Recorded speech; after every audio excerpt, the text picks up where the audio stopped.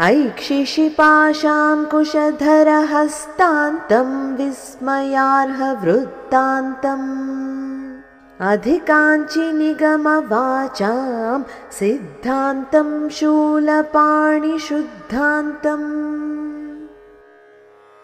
ऐक्षिषि पाशाङ्कुशधर हस्तान्तं विस्मयार्ह वृत्तान्तम् अधिकाञ्चि Nigam वाचां सिद्धान्तं Shulpani శుద్ధాంతం।